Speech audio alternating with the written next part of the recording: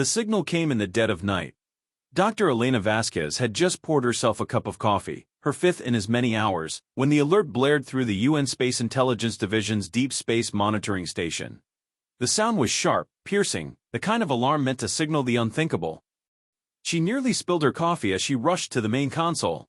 Around her, other scientists and technicians snapped into motion, fingers flying across keyboards, eyes locked on cascading data streams. "Source?" she demanded. "Deep Space Relay Juno 3, a young technician stammered, his face pale under the station's cold artificial light. "It picked up a transmission, very old. We're still running it through decryption." Elena's pulse quickened. This was what she had spent her career preparing for. Not a random burst of radiation, not the usual cosmic background noise mistaken for something more, but a true signal. Something artificial. Something intelligent. The room held its collective breath as the AI decryption system whirred, breaking down the ancient language into something they could understand. And then, in a voice crackling with distortion, the message played. "We were the first." The voice was not human. It was strange, resonant, alien. Yet there was something universal in its tone, something raw and fearful. "You will be next." A chill crawled up Elena's spine. "Run." The transmission cut off, leaving behind a silence heavier than any noise could be. No one spoke. No one moved. Then, the technician closest to her let out a nervous laugh, shaking his head. "It's got to be a hoax, right?" he muttered. "Or some ancient distress beacon? Maybe from a long-dead civilization." Elena wasn't so sure. Something about the message, about the desperate way the voice spoke, made her stomach churn. She turned to her second-in-command, Lieutenant Commander Briggs. "Get me a full analysis," she ordered. "Age, origin, anything. And send a copy of this to UN Command, immediately." Briggs hesitated. "Do you really think?" "I don't know what I think," she admitted.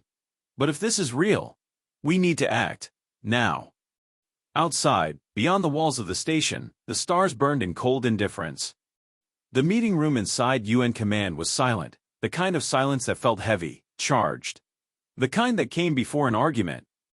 Dr. Elena Vasquez stood at the front of the room, hands gripping the edge of the table, her pulse hammering. Across from her sat General Thorne, head of Earth's Defense Initiative, his expression unreadable beneath the harsh white lights. Around them, a handful of the world's top scientists, military leaders, and political figures waited, their eyes flickering between the screen and each other. The message from deep space played again. "We were the first. You will be next. Run." The voice crackled into silence. Elena exhaled, steadying herself. This is not a drill. This is not background radiation. This is a deliberate transmission from an intelligence that existed long before us. She gestured toward the screen, where data flickered. "Based on the signal decay, we estimate it's at least 10,000 years old. But that doesn't mean the threat is gone." General Thorne leaned back in his chair, arms crossed. "A ghost signal from an extinct species. Hardly cause for panic." "Panic?" Elena snapped, her voice sharp. Did that message sound like the dying words of a species that had time to compose its epitaph? "That was a warning, General. A desperate one." Thorne's jaw tightened. "Warnings from the past are not my priority. I deal with threats in the present. And right now, we have no proof that this, whatever it was, is still relevant."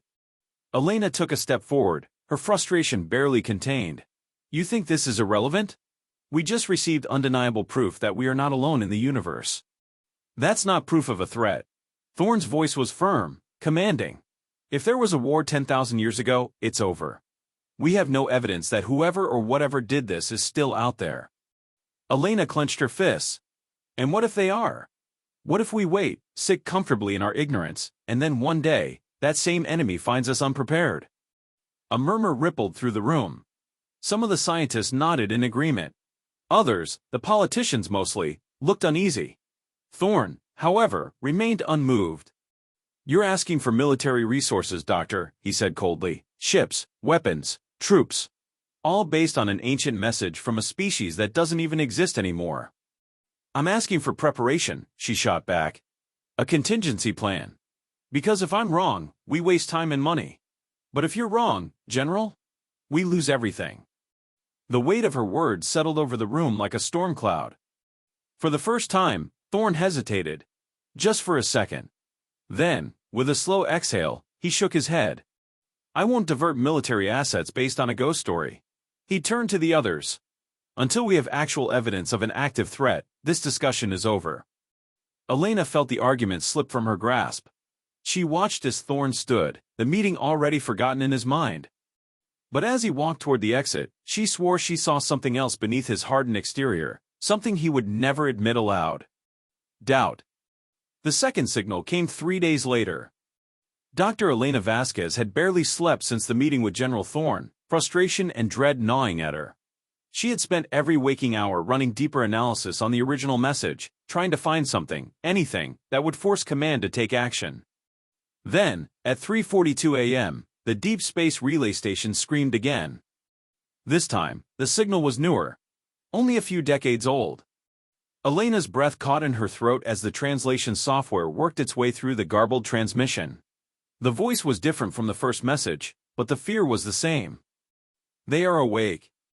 Elena's hands clenched into fists. We tried to fight. We failed. A cold sweat broke out across her skin. If you hear this, prepare. Then silence. Elena didn't hesitate. She grabbed her tablet, slammed her badge against the security scanner, and stormed down the halls of UN Space Intelligence. She barely registered the guards nodding as she passed, her mind consumed with a singular thought: this is it. This is proof. By the time she burst into the secure briefing room, her team was already gathered, faces pale and eyes wide. Lieutenant Commander Briggs stood at the display, the star map zoomed in on a single point in the void. The transmission originated from here, he said, voice tight with urgency. A system roughly 23 light-years away. It was sent 38 years ago.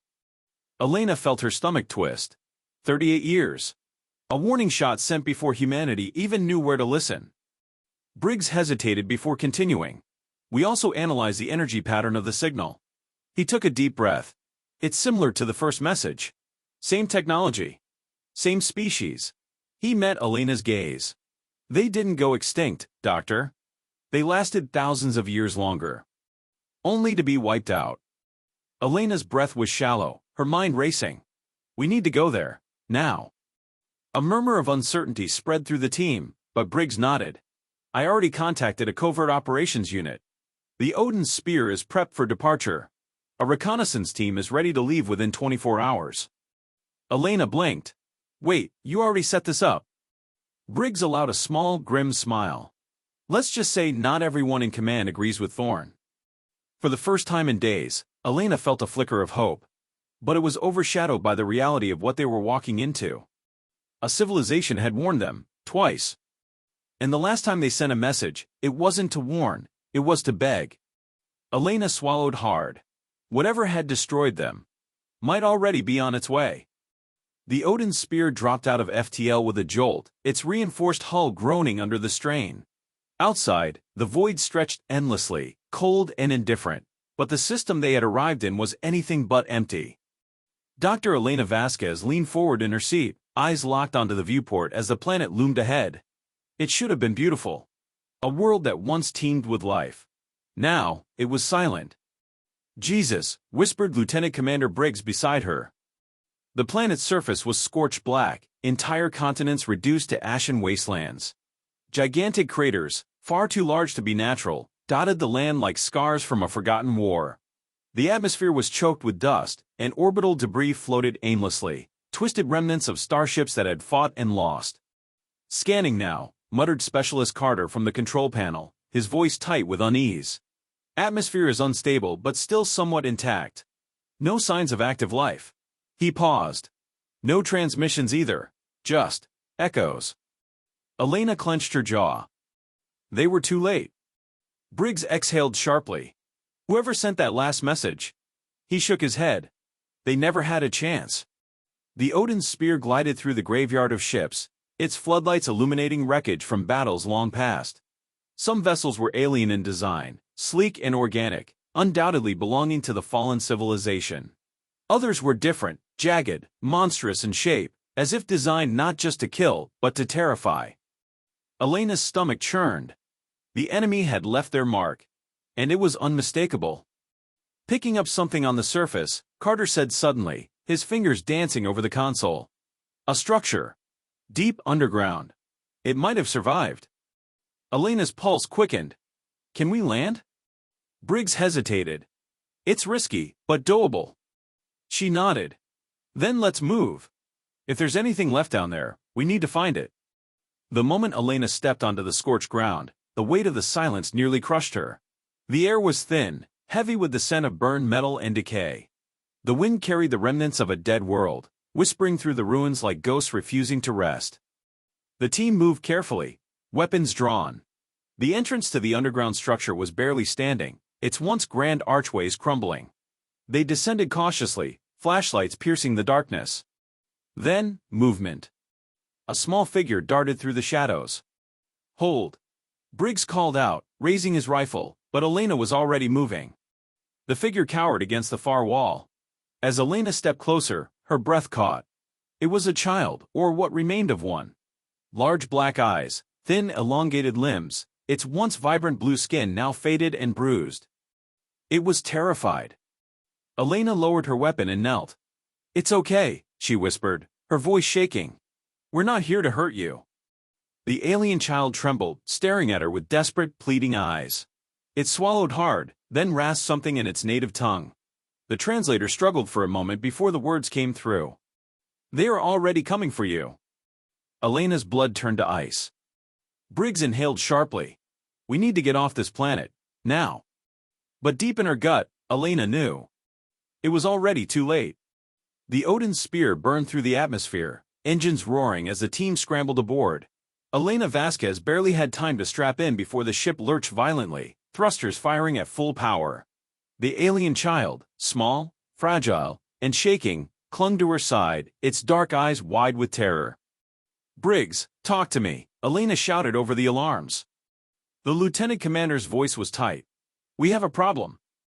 The main screen flickered to life, displaying a section of deep space beyond the ruined planet. At first, it looked like nothing, just the endless void.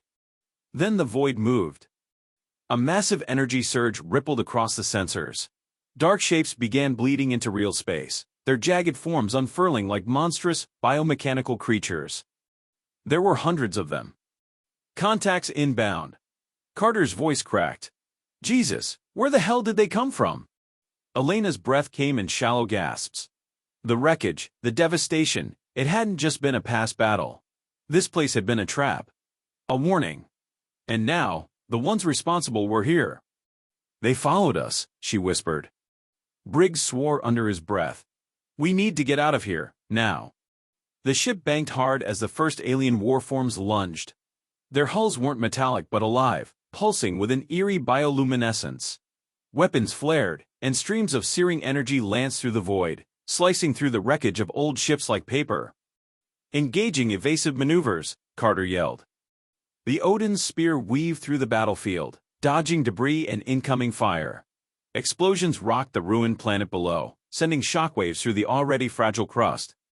Then, one of the alien ships moved directly in front of them. It was massive, dwarfing the Odin's spear like a predator staring down prey. A ripple of unnatural energy gathered along its hull, preparing to fire. Carter, Briggs roared. I see it. I see it. The thrusters flared, and the ship dove downward just as the alien vessel unleashed its weapon. A beam of dark energy seared past them, missing by mere meters, but even the proximity caused the ship's systems to flicker. Hyperdrive offline, Carter shouted. We need time to reboot. Time was something they didn't have. Elena gritted her teeth, her mind racing. They had to warn Earth. This wasn't an enemy they could fight conventionally. Humanity needed time, but time was running out. She turned to the alien child. Is there any way to stop them? The child's lips trembled. It swallowed hard, then spoke again. Run. A chilling familiarity settled over her. The same word from the first message. The same desperate warning. She refused to believe there was nothing they could do. Briggs, get us to open space, she ordered. Carter, get the hyperdrive back online. We're getting out of here, and we're warning Earth. Briggs didn't argue. The Odin's spear twisted sharply, firing countermeasures as they pushed for the edges of the system. But behind them, the alien fleet was still coming. And deep in her bones, Elena knew this was only the beginning. The Odin's spear tore through space at maximum velocity, its hull groaning under the strain. Every screen in the cockpit was flashing red, warning lights pulsing like a frantic heartbeat. Behind them, the alien fleet surged forward, relentless and inescapable. "Hyperdrive is at 60%, Carter shouted over the alarms. "Just need another minute." They didn't have a minute.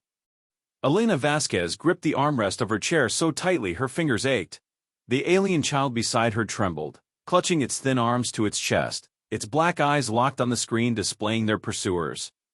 Briggs swore under his breath. "We can't outrun them." Elena refused to accept that. "We don't have to. We just need to make sure our message gets out." She turned to the comms panel, fingers flying across the interface. Their long-range transmitters were barely functional, but they would have to be enough. "Open a direct broadcast," she ordered. "Full spectrum. Aim it at Earth." Briggs hesitated only for a second before nodding. "You got it." A soft beep confirmed the transmission was live. Elena took a deep breath, forcing the terror from her voice. "This is Dr. Elena Vasquez, aboard the Odin's Spear. If you are receiving this message, listen carefully. Earth is not alone. We have encountered an unknown force, hostile and unstoppable. They wiped out a civilization that lasted thousands of years, and now they are coming for us. This is not a drill. This is not a distant threat. They are already here." A deep bone-rattling boom shook the ship as an energy blast grazed their shields. Sparks exploded from the consoles. The alien ships were getting closer. "Hyperdrive at 85%, Carter shouted. "Almost there." Elena didn't stop. "To anyone who hears this, if we fall, you are next. Run. Prepare for war. Humanity's survival depends on what happens next." She hit send. A final, desperate transmission hurled into the void. Then the ship lurched, and the stars stretched into infinity as the hyperdrive finally engaged. The Odin's spear vanished just as the enemy's weapons fired again, tearing through empty space where they had been mere seconds before. The transmission reached Earth 6 days later. By then, it was too late. The first enemy ships had already arrived.